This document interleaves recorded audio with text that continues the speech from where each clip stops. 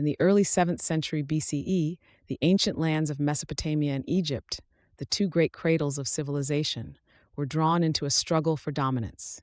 This was a time when empires vied for control, and in the heart of this clash stood the powerful Assyrian Empire, locked in a series of wars with the pharaohs of Egypt's 25th dynasty. What were these wars about? Who were the leaders driving these momentous campaigns? And how did they reshape the ancient world? This is the story of Esarhaddon, Ashurbanipal, and their wars against Egypt. Our journey begins in 681 BCE when Esarhaddon ascended the throne of the Assyrian Empire, a kingdom known for its fierce warriors, impressive engineering, and a hunger for expansion. At that time, the once mighty Egyptian civilization was under the rule of the Kushite pharaoh Taharka, a warrior king hailing from modern-day Sudan. Taharka's reign marked the height of what is known as Egypt's 25th dynasty.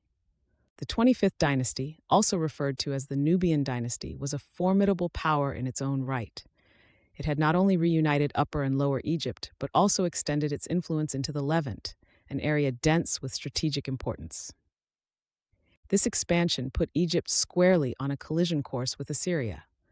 The Levant, with its valuable trade routes and fertile lands, was the contested frontier where these two regional powers would clash. Esarhaddon, seeing Egypt as a threat to Assyria's dominance in the region, launched his first campaign against Taharka in 674 BCE. However, this initial attempt proved unsuccessful. Taharka's forces were well prepared and managed to repel the Assyrians, securing a morale-boosting victory for Egypt. But Esarhaddon was not a ruler to give up so easily. He regrouped, analyzed his failure, and prepared for a second invasion. In 671 BCE, Esarhaddon returned with a massive and disciplined army. This time his strategy was meticulous. He divided his forces into multiple columns, marching through the Sinai Desert to breach Egypt's northeastern frontiers. Taharka's forces stood ready to defend their homeland, but the Assyrians had learned from their earlier defeat. Their military discipline, combined with superior siege tactics, allowed them to overwhelm Egypt's defenses. Esarhaddon's army pressed deep into Egyptian territory, capturing Memphis, the capital city at the time. The victory was brutal and decisive. Taharka was forced to flee southward, retreating to Thebes, the spiritual heart of Egypt, while Memphis fell into Assyrian hands. For the first time, an Assyrian king had conquered Egypt, a feat that would send shockwaves across the ancient world. Yet, Esarhaddon's triumph was short-lived. The logistical challenge of ruling Egypt from afar, coupled with Taharka's resilience, made the Assyrian occupation precarious. Esarhaddon attempted to consolidate his control by appointing local governors to administer Egypt. However, just as his plans were taking shape, the Assyrian king fell ill and died in 669 BCE, leaving his son Ashurbanipal to inherit the throne and the ongoing Egyptian problem. Ashurbanipal, remembered as one of the most powerful and enigmatic rulers of Assyria, wasted no time continuing his father's campaign. Taharka's successor, Pharaoh Tantamani, had rallied the Kushite forces and launched his own counterattack, aiming to drive the Assyrians out and restore Egypt to its former glory. The result was a brutal tit-for-tat struggle that tested both sides. Despite the ferocity of the battles, neither side could gain a decisive advantage, and the struggle continued unabated.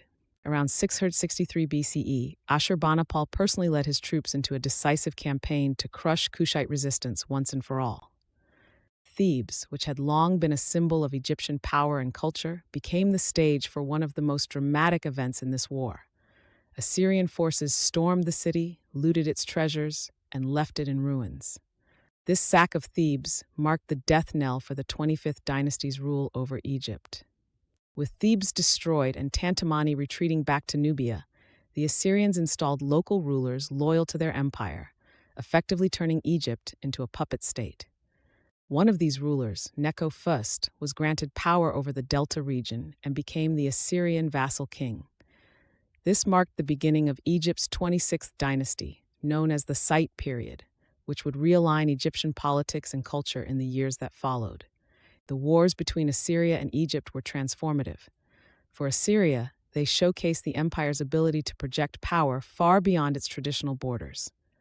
For Egypt, They marked the end of Kushite dominance and the beginning of a period of foreign influence that would continue for centuries. The campaigns were not merely battles over territory, but were emblematic of a larger struggle for supremacy between the ancient world's superpowers. But the triumphs of Assyria were not to last. By the end of Ashurbanipal's reign, the Assyrian Empire itself was on the verge of collapse, weakened by internal strife and relentless enemies. Within a few decades, the empire that had once brought Egypt to its knees would crumble, replaced by new powers such as Babylon and Persia. In retrospect, the wars of Esarhaddon and Ashurbanipal against Egypt serve as a reminder of the relentless churn of history. Empires rise and fall, and even the greatest of victories may sow the seeds of future challenges. Yet these events left an indelible mark, shaping the course of ancient history in ways that still capture our imagination today. Please don't forget to like, comment, and subscribe to our channel.